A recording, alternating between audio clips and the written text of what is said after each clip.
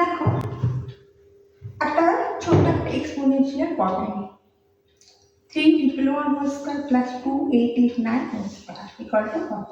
খুব সহজে আমরা কিভাবে করব দেখো, এটাকে আমরা লিখব 3 প্লাস 111 স্কয়ার প্লাস এটাকে কি লিখতে পারি, এটাকে লিখতে পারি 3 মাইনাস 111 স্কয়ার। আচ্ছা আমরা জানি a plus b whole square মানে কি, a square plus 2ab plus b square, আর a minus b whole square মানে কি, a square minus 2ab plus b square. তাহলে যদি এই দুটো যোগ করে দিই তাহলে কি পাই, তাহলে পাই 2a স্কয়ার, এটা কেটে গেল, প্লাস 2b স্কয়ার।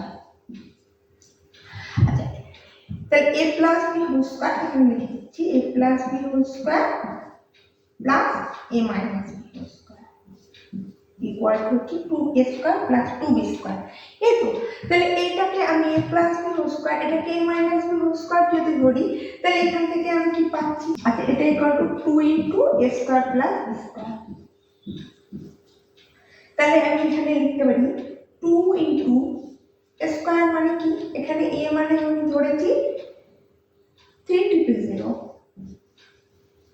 এর হোল স্কয়ার প্লাস b মানে কত 111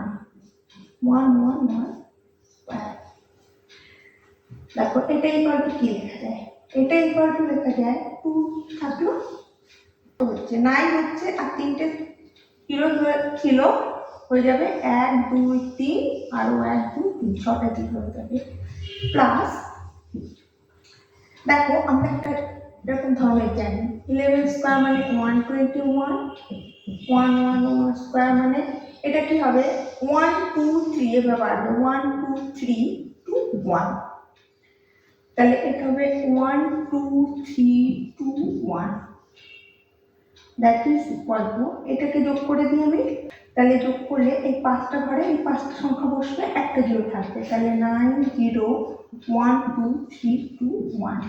তাহলে এই গুণটা করে ফেলি, এই গুণটা যদি আমি করে ফেলি তাহলে কত হচ্ছে 2 4 6